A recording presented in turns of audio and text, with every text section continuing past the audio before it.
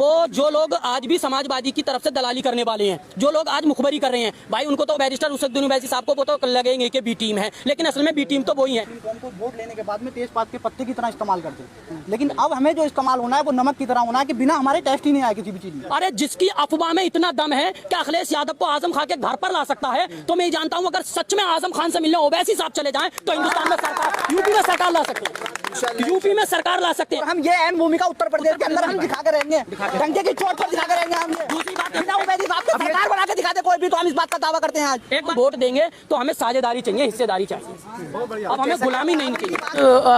Election जो बिहार में हुआ था तो नीतीश कुमार ने और तेजस्वी यादव ने दोनों ने मिलकर के बीजेपी के खिलाफ वोट मांगे थे।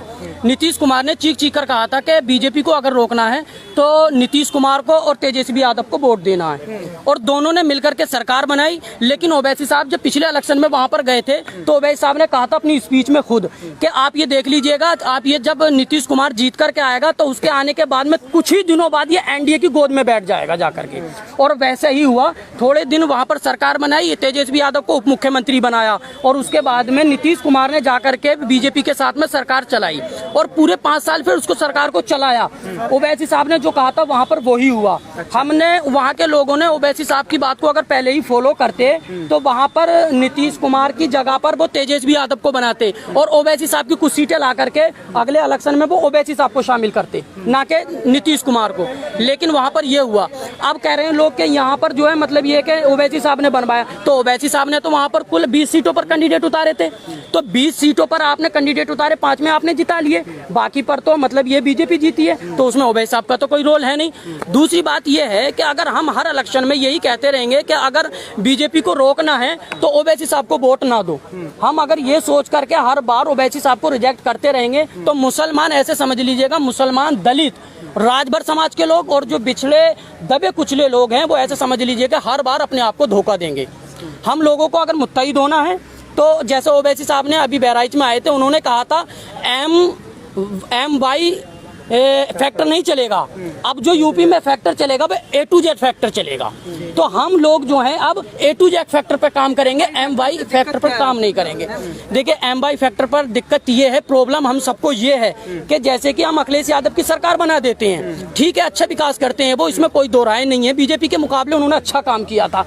लेकिन दिक्कत प्रॉब्लम ये है कि जब कोई भर्ती होती है, जब कोई वैकेंसी निकलती है तो वहां पर मुसलमान को न रख करके वहां पर यादवों को रख दिया जाता है। तो हम लोग भाई सरकार बनाने का ठेका लिए हैं, लेकिन जब कहीं वैकेंसी निकलेगी, जब कहीं गवर्नमेंट जॉब निकलेगी तो वहां पर वो यादवों को रखेंगे। तो भाई यहाँ पर इस तरीके से तो नहीं चलेगा। अब हमें भाई वोट के लिए जब हम वोट देंगे तो हमें साझेदारी चाहिए, हिस्सेदारी चाहिए, अब हमें गुलामी नहीं चाहिए।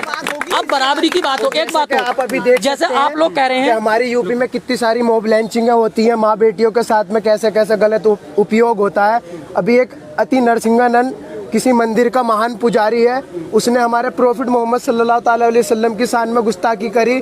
मैं मानता हूँ अखिलेश साहब सत्ता में नहीं है पर विपक्ष तो है, वो सवाल तो उठा सकते हैं, हमारे मुसलमानों का वोट चाहिए उन्हें, पर वो हमारे फेवर में कभी खड़े नहीं हुए। अगर खड़े हुए तो आप, मैं मीडिया वालों से सवाल करता हूं कि आप बताएं हमें, एक बात हो, कभी वो खड़े हुए हो तो। आजम खान साहब समाजवादी के गद्दावर लीडर हैं और सब लोग उनको मानते हैं कि बहुत ही गद्दावर लीडर हैं, और उन्होंने रामपुर में यूनिवर्सिटी भी बनाई, मुसलमान उसके की भी तारीफ करते हैं। लेकिन हमने ये देखा जिस वक्त से माननीय आजम खान साहब जेल में, तो ना ही तो मुलायम सिंह ने कुछ कहा, ना ही अखिलेश यादव ने कुछ कहा, नहीं उनकी पार्टी के रामगोपाल साहब ने कुछ कहा, नहीं शिवपाल यादव, किसी भी समाजवादी के लीडर ने उनके बारे में कुछ नहीं कहा।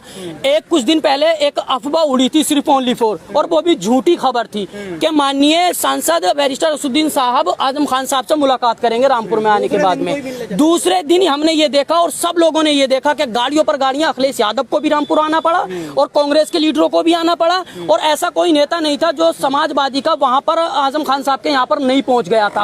अरे जिसकी अफवाह में इतना दम है कि अखिलेश यादव को आजम खान के घर पर ला सकता है, तो मैं जानता हूं अगर सच में आजम खान से मिलने ओवैसी साहब चले जाएं तो हिंदुस्तान में सरकार, यूपी में सरकार ला सकते हैं। यूपी में सरकार ला सकते हैं। हम नहीं कहते हैं, देखिए हमारे कैंडिडेट 100 सीटों पर खड़े होंगे। माननीय हमारे बैरिस्टर असदुद्दीन साहब का कहना है कि हम 100 सीटों पर कैंडिडेट खड़े करेंगे। 100 सीटों से हम मानते हैं हम अपनी सरकार नहीं बना सकते, लेकिन हमारा कहना यह है हम 100 सीटों पर कैंडिडेट खड़ा करने के बाद में हम अपने कैंडिडेटों को जिताने के बाद में अगर बीएसपी को जरूरत पड़े सरकार बना ले गठबंधन से, समाजवादी को जरूरत पड़े गठबंधन बना ले, इन दोनों के लिए खुले हुए दरवाजे हैं। और बाकी हमारे अलायंस के साथ में जो हमारा मतलब ये है, राजभर साहब के सामने जो अनाउंसमेंट हुआ है उसके साथ जो हमारे दल हैं वो तो हैं ही हैं, जो भागीदारी संकल्प मोर्चे के लोग हैं वो तो सब हैं ही हैं। लेकिन बड़ी पार्टियों को अगर मान लिया अखिलेश यादव को अब इस बार सरकार बनाना है तो हमें इतना पता, भाई हमने जो है मतलब साइंस को उसको पढ़ा है, हमने अपने यहाँ के इतिहास को पढ़ा है। हमारे यहाँ यूपी में 140 सीटों पर मुसलमान निर्णायक भूमिका में है। हम 140 सीटें मुत्तहिद होने के बाद में जिता सकते हैं। 202 सीटों पर यूपी में सरकार पूर्ण बहुमत की बन जाती है भैया, जिसको मिल जाते हैं। 140 सीटें हम देंगे मुत्तहिद होने के बाद में भैया, 60 सीटें आप लेकर के आ जाओ, जिसे हिम्मत हो वो सरकार बना लो साथ में आकर के। हमारा तो भाई इतना है। ओवैसी साहब ने कहा 100 सीटें हम देंगे और बची 60 सीटें। 60 सीटें ये चाहे बीएसपी लेकर के आ जाए या समाजवादी लेकर के आए, बेहतर होगा कि माननीय अखिलेश